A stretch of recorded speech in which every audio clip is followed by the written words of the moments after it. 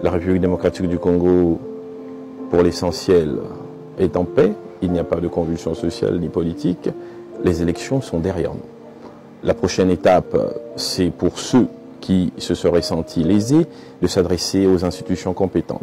La CENI a d'ailleurs, pour la première fois, depuis que nous connaissons cette institution, décidé de mettre en place une commission pour gérer les irrégularités ou les tentatives de fraude de certains des candidats députés nationaux, provinciaux et communaux. Ceux qui ont été candidats présidents ont également le loisir de se rapprocher de la Cour constitutionnelle pour l'aspect juridictionnel de leurs revendications.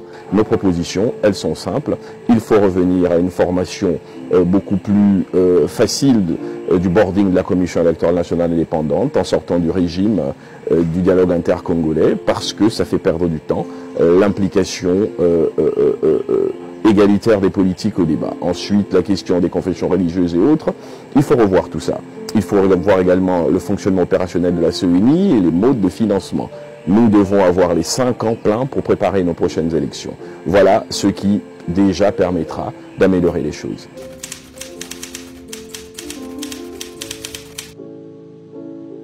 Vous savez, une élection présidentielle, c'est une rencontre entre un homme, un peuple et son histoire. Il faut avoir le meilleur storytelling. Qu'est-ce que Félix Tshisekedi a dit au peuple congolais? Il leur a présenté un schéma binaire très simple.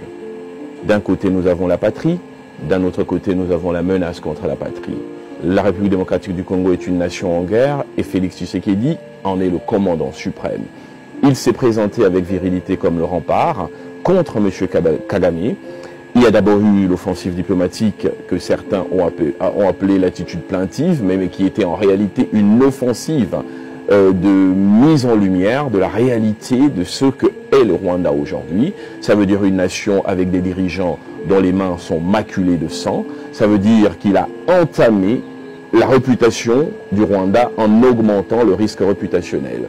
Le peuple congolais a compris à travers la virilité de son positionnement qu'il avait en face de lui un homme, un rempart pour affronter Kagame. Et lorsque le président de la République termine en apothéose en campagne, en s'adressant directement au Rwanda et à M. Kagame, en leur disant de manière schématique, vous continuez, je vous casse la gueule, M. Kagame, et j'apporte cette guerre jusqu'aux frontières et peut-être même jusqu'à l'intérieur de votre pays.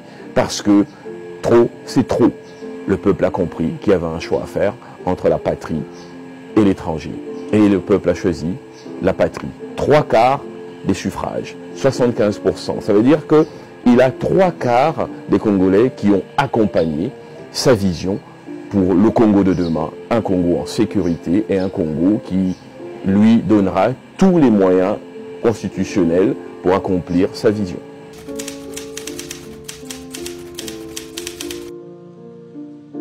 Nous avons une opposition qui s'est présentée en ordre dispersé. Nous avons d'un côté les deux principaux challengers qui se sont partagés les voix. D'abord, ensuite, nous avons une opposition qui n'a pas réussi à établir un maillage national. La République démocratique du Congo, pour comprendre comment on gagne une élection, il faut répondre à 2 questions. La première, comment on gagne une élection. La deuxième, comment expliquer qu'avec la stratégie de maillage, la stratégie du bon message, on arrive à faire de bons résultats. Absence de maillage, à Bogandaga, il y avait qui pour relayer le message des 2 principaux opposants? À Impini, chez moi, il y avait qui? À Nenga, il y avait qui? À Buta, à Iziro, quels étaient les relais? Certains même de ces candidats n'avaient pas de candidats provinciaux, députés nationaux et des communaux. Voilà le problème qu'a eu l'opposition. De l'autre côté, nous avions une candidature présidentielle avec un maillage territorial crédible. Jean-Pierre Bemba, c'est 7 millions de voix. En 2006, même si ce n'est pas ça le sujet aujourd'hui, ça reste un leader à portée nationale avec un ancrage local très important. De la même façon, nous pouvons parler de Vital Kamerhe également. C'est 1 700 000 voix en 2011 et un parti politique qui a un positionnement national et dans les institutions depuis plus de 10 ans. Donc un maillage solide et un ancrage local dans le Sud Kivu très très très important. Le Congo doit orienter tous ses efforts entièrement vers la fin de la guerre. C'était le message du camp présidentiel, binaire, j'ai bien dit, la patrie ou l'étranger. Le peuple a choisi la patrie. Voilà pourquoi l'opposition a perdu. Mais la question principale, en termes d'objectivité, c'est l'impact de tout cela sur la sincérité des résultats. On peut se regarder en face et se demander, est-ce que Félix Tshisekedi a réellement gagné les élections? Moi, je dis oui, parce que j'étais partout. À eux également de regarder les Congolais en face et de répondre à la question, êtes-vous sûr que vous avez vraiment gagné ces élections? C'est une question de sincérité et d'honnêteté.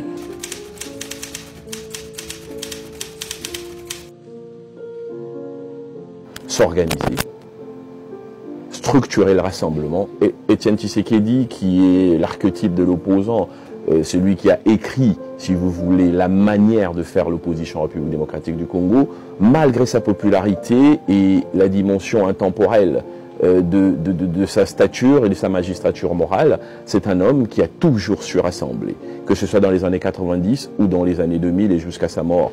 N'oubliez pas que quand il nous quitte, il est président de toute l'opposition, président du rassemblement constitué notamment à Genval. Donc il avait compris que par la diversité sociologique et l'immensité du territoire, la stature, le totem politique qu'il représentait avait néanmoins besoin de renforcer le maillage. Ce maillage, c'est chez les Bapende, trouver des gens qui disent « nous sommes avec lui ». Chez les Bashi, chez les Nandé, chez les Mongo, chez les Libinza, ainsi de suite.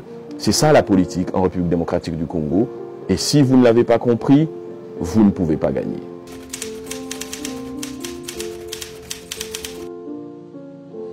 Un nouveau mandat commence le 20 janvier pour le président de la République.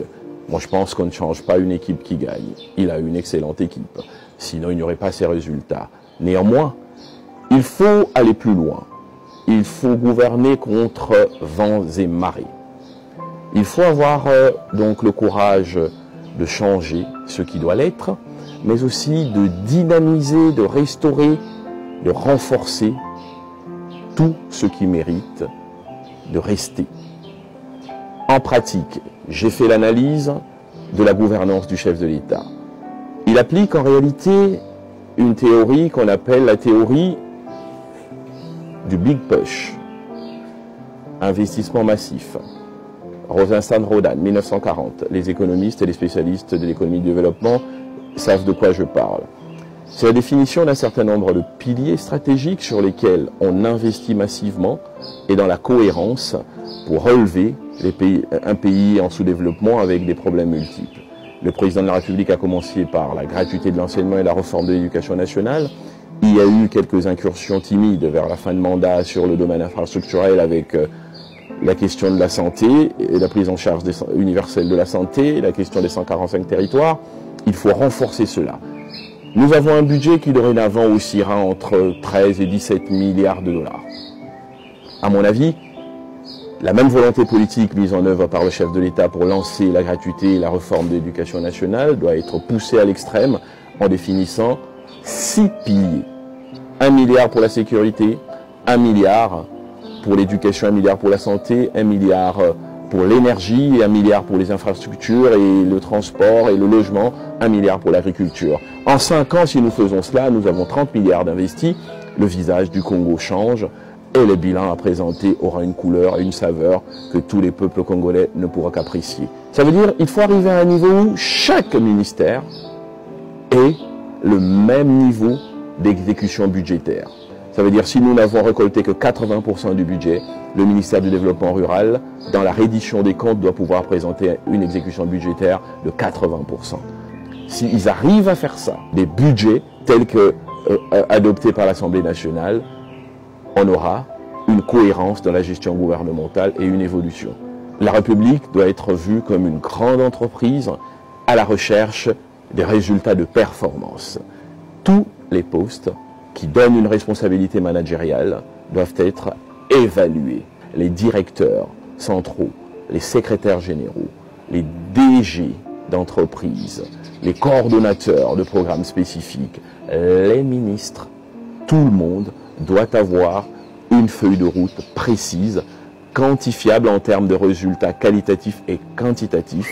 Cela permettra au chef de l'État de pouvoir à chacune des étapes, transcender les impératifs politiques pour ne privilégier que les résultats. Si, entre 2024 et 2028, les choses se passent telles que je viens d'édicter, je l'ai dit, le président de la République aura fait faire à la République démocratique du Congo un saut qualitatif et quantitatif dans ses objectifs de développement, et il inscrira définitivement son nom dans l'histoire de ce pays, et la postérité se souviendra de lui, peut-être comme la Chine, on se souvient de Deng Xiaoping, ça veut dire celui qui a impulsé le décollage de ce pays.